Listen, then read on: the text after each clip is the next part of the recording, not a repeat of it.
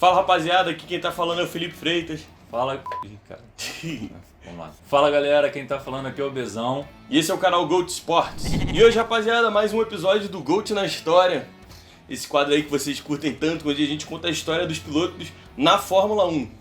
Exatamente, hoje vamos falar de ninguém mais, ninguém menos que Graham Hill. É, o primeiro da família Hill Exatamente. a ser campeão.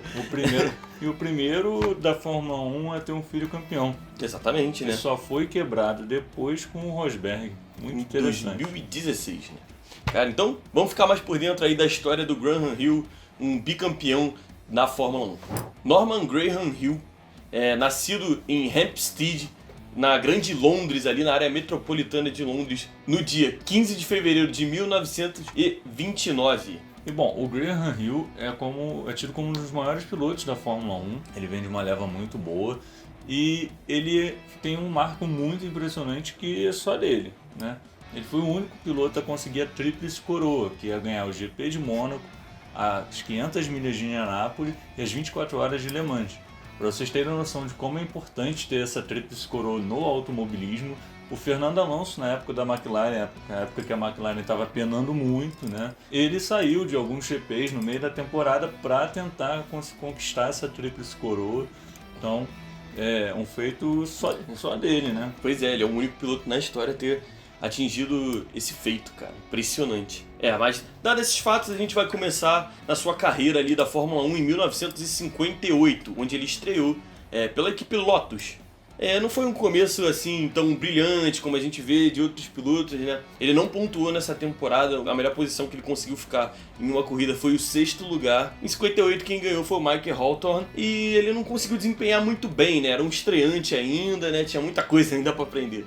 O fato assim que a gente pode dizer também que atrapalhou foi que das corridas que ele fez durante o ano na Fórmula 1, ele só conseguiu finalizar 2, né? Era uma época que era marcada por muitas quebras de carro, enfim. Então muitos abandonavam e ele só conseguiu finalizar 2, aí não tinha o que fazer, né? Coitado do Graham. E em 1959 também não seria muito diferente, né? Mais uma vez ele não consegue pontuar, só que dessa vez a melhor posição que ele conseguiu ficar foi em 7º. É aquilo que o Bezão falou, né? Muitas retiradas ali dos GPs e tudo mais. É um carro que também não era muito bom, né? Numa era ali de baixa da Lotus, né? E também a gente acabou, acho que não mencionando, o campeonato era menor também, Sim, né? também. Hoje a gente está acostumado aí com 20, 22 corridas e tal. E naquela época eram 6, 7 Sim. corridas, não eram muitas. Então o piloto ficava fora de 3 corridas já Ficava quebrava ali meio tudo. que ficava ali na Europa ali, de vez em quando saía para os Estados Unidos, mais pra frente, vai até pra África do Sul e tudo mais, mas era um campeonato bem focado ali na Europa, com muito menos corrida do que hoje. Assim. E aí uma quebra numa corrida, uma batida abala muito. te abala muito no campeonato, né, na disputa. Sim. Em 1960, ele decide então trocar a Lotus pela BRM, British Racing Motors. E ele consegue ali alguns resultados, mas ele fica em 15º. O seu resultado com maior destaque foi no GP dos Países Baixos, com 3º lugar, confirmando um bom desempenho nas terras neerlandesas. Em 1961 ele mantém ali um pouco o desempenho, né? Ele consegue fazer 3 pontos, ficando em 5º no GP dos Estados Unidos e em 6º no GP da França. Contudo, né, passada a temporada de 1961, onde esses foram os seus melhores feitos, vem a primeira glória, né, da carreira do Graham Hill, primeira temporada muito forte e consolidada dele. Em 1962, ele vence o Campeonato Mundial de Pilotos. Foram 4 vitórias no total e 2 vezes chegando em 2º lugar num campeonato que tinha ali entre 7 e 8 corridas, né? Resultado muito bom dele. Exatamente, consegue uma marca boa para o segundo colocado, ele faz 42 pontos e conquista o título sem deixar dúvidas. Bem, e como o Bezão já até aqui citou nesse vídeo, né? Ele correu numa era muito forte ali da Fórmula 1, né? Ele correu contra o Jim Clark, que é um piloto fantástico, Jack Brabham, Phil Hill também. E correu contra o criador da McLaren, cara, Bruce McLaren, que é um australiano. Cara, que doideira a gente imaginar um negócio desse, mas ele ficou em 3º, por sinal, nesse campeonato em que o Graham Hill é campeão. Em 1963, o Graham perdeu o campeonato para o Jim Clark, mas nessa temporada ele ganhou o GP de Mônaco, a primeira vitória dessa tríplice coroa tão aclamada no automobilismo, e mais pra frente ele ia ficar conhecido como Mr. Mônaco. Olha, que alcunha impotente.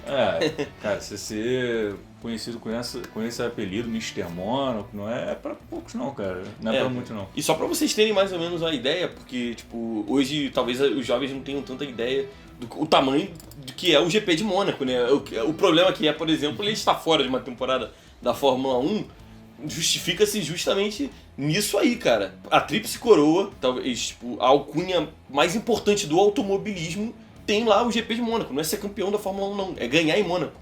Então é um GP extremamente importante e histórico pro automobilismo, não só pra Fórmula 1. Só se a gente prestar atenção quando um piloto novo vence, novo que eu digo, um novo vencedor de Mônaco, né?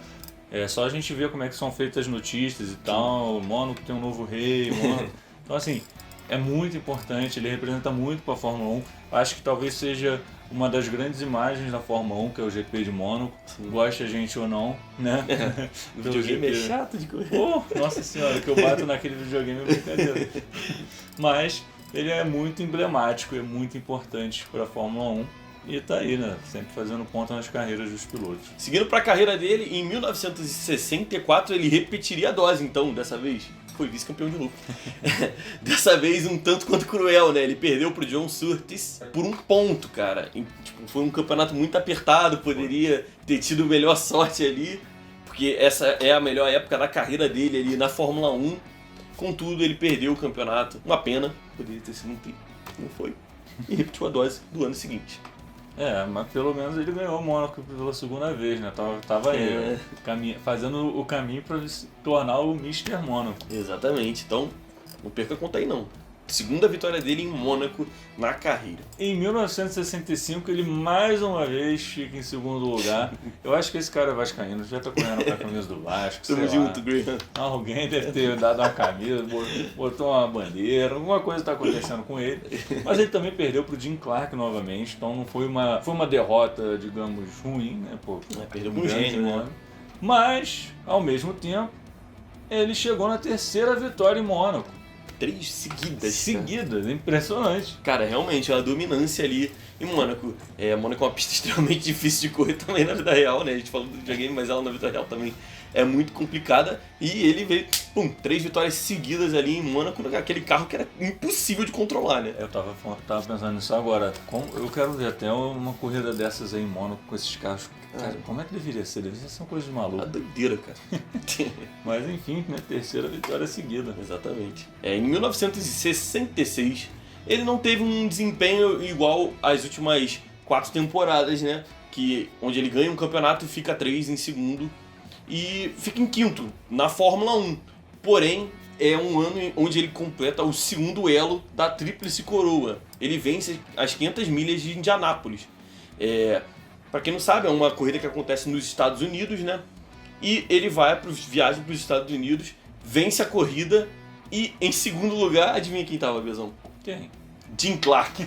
Cara, a rivalidade enorme, né? Que a gente talvez nem faça tanta ideia, mas tava lá, cara. O cara que tinha batido ele 2 vezes no Campeonato Mundial de Fórmula 1, dessa vez amargava ali a segunda colocação nas 500 milhas de Indianápolis, né? Fazendo assim, ó, já tem 2 dos 3 maiores títulos. Tá lá, dando checkzinho lá. Exatamente. No ano de 67, o Graham Hill, ele troca a BRM e vai para Lotus. Ele volta para a sua primeira equipe na Fórmula 1. Ele acaba ficando em 7º. Não é um ano assim que faz muita coisa, né, para ele, na carreira dele. Mas ele conquista ali um segundo lugar em Mônaco, então... Pois é, né? Mostra que o cara em Mônaco ele tava em casa, né? Ele tava dominando. Ele se divertia ali. Em 1968 a gente chega na temporada que eu posso dizer que é a temporada de ouro dele. Né? Ele conquista o seu bicampeonato na Fórmula 1 com uma boa vantagem para o segundo colocado. Conquista mais uma vitória em Mônaco, chegando a 4 vitórias. Ele ainda vence o GP da Espanha e o GP do México e de quebra consegue uma marca de vencer 2 títulos por 2 equipes diferentes. Então foi um ano para ficar na história, né? O último ano dele de título na Fórmula 1. Sim. E um bicampeonato. Contudo, em 1969 ele volta a vencer em Mônaco, né? O cara era dono de Mônaco, né?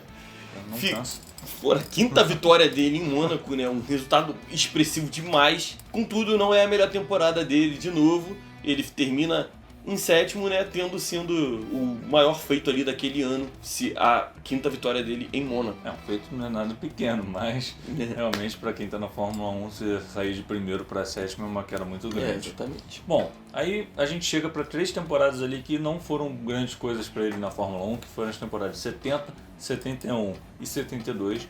Mas ao mesmo tempo, se vocês repararem no Graham Hill, sempre que ele está em baixa na Fórmula 1, ele consegue um feito para a carreira dele muito importante. Em 72 não foi diferente, ele conseguiu a tão sonhada vitória nas 24 horas de Le Mans pela equipe Cinca Shell, ao lado do piloto francês Henri Pescarolo, e conquista então a tão sonhada Tríplice Coroa, a única da história da Fórmula 1. É impressionante o que esse cara faz. E aí ele termina o ano, acho que na lenda das lendas, né? Exatamente, cara. É absurdo, né? Fica uma recomendação, né, pra quem quiser entender um pouco mais sobre as 24 horas de Le Mans, filme Ford vs Ferrari, né, que conta mais ou menos como ela funciona ali e tudo mais, é um filme muito bom. E por falar em Tríplice Coroa, né, você pode fazer a Tríplice Coroa do YouTube, né, curtir, se inscrever e compartilhar o vídeo, né, se você tá curtindo até aqui tudo que a gente tá falando aí sobre o Graham Hill, se interessa pela história dele, dá essa moral aí pra gente, por favor, e tamo junto, né, cara? Bem, seguindo a história do Graham Hill, né, como vocês sabem, esse quadro aqui a gente visa contar a história do piloto na Fórmula 1. Contudo, a história do Graham Hill, ela sai ali do universo da Fórmula 1, ela explode, vai pra longe, ela é tão gigante que não tem como a gente só falar de Fórmula 1, né? Essa Tríplice Coroa é um resultado extremamente expressivo que até hoje ninguém conseguiu bater esse número. Contudo, os últimos 3 anos de carreira dele ali na Fórmula 1 também não são muito bons. Ele começa uma escuderia, sabia disso? Ele começou uma escuderia, cara. Às vezes acontece. Pois é. O nome da escuderia é Embassy Hill Racing, só que não tem tantos bons desempenhos ali nas últimas 3 temporadas da carreira dele e tudo mais. E vamos agora contar a parte final ali da carreira, né? Da vida ali do Damon Hill. Caralho. E o fim da carreira dele acaba sendo trágico. No dia 25 de novembro de 1975, o avião bimotor que ele estava se chocou com uma árvore e explodiu. Então, ele e os 5 membros da equipe que estavam dentro do avião, infelizmente, faleceram. O Graham deixou 3 filhos, a Samantha, a Brigitte e o Damon Hill, né, que depois veio a se tornar piloto e campeão mundial. Então fiquem para a próxima história da Fórmula 1, que a gente vai contar um pouco sobre ele. Então terminava de forma trágica essa carreira do Graham, um grande piloto. Ele foi o primeiro a alcançar também a alcunha de ser pai campeão e filho campeão da Fórmula 1. E agora eu vou passar alguns números, como sempre faço, né, da carreira do Graham Hill, esse grande piloto da história da Fórmula 1. Graham teve uma carreira brilhante e histórica, marcada por feitos e recordes. Ele deixou a Fórmula 1 com 176 largadas, 14 vitórias, 36 pódios, 13 pole positions, 289 pontos e 2 títulos. Além disso, uma vitória nas 500 milhas de Indianápolis e nas 24 horas de Le Mans. Certamente o Graham está marcado como não só um dos maiores pilotos da história da Fórmula 1, como um dos maiores pilotos da história do automobilismo como um todo, né? É verdade. Assim, não se enganem, vocês que talvez estejam pegarem só os números, como a gente falou.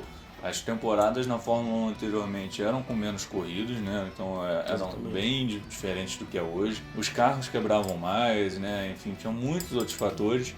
E ele é bicampeão mundial, tem grandes feitos. Ele, acho que esse aí da Tríplice Coroa é uma coisa absurda. Só ele ter conseguido mostra o quão louco é isso, né? O quão doido é ter esse título, e é só dele por enquanto, né? Exatamente. Quem será que um dia vai conseguir bater? Deixa aí no comentário, né? Bota aí. Quem você acha que vai ser o próximo piloto a conseguir uma Tríplice Coroa? Eu acho que vai ser o Ocon. Pode ser o Mazepin, talvez. Não, mas sinceramente, na época do Alonso eu tava pensando, não vai ter mais ninguém que consiga fazer esse feito. Muito difícil, cara. Porque, como a gente vem falando no vídeo inteiro, as temporadas mudaram muito, a Fórmula 1 mudou muito, né? Hoje é um campeonato com muitas corridas que dura o ano inteiro, e fazer essas transições de categorias são muito difíceis, e a própria escuderia tem que deixar. Por exemplo, na época do Alonso com a McLaren, ela deixou porque ela tinha uma equipe na Fórmula Indy, etc., mas Teve outras corridas que o Alonso tentou correr que a McLaren não deixou, por N motivos. Aí não tem nem como a gente falar nesse vídeo agora, mas... Então acho que esse feito aí vai ser sempre dele. Exatamente. Tomara que continue sendo também para manter a memória ali sempre gravada na história do automobilismo, daqueles que gostam de automobilismo. Então, rapaziada, por hoje é só. Espero que vocês tenham gostado do vídeo, né? Se ficou até aí, não esquece de deixar o seu like, hein? É isso, galera. Um abraço.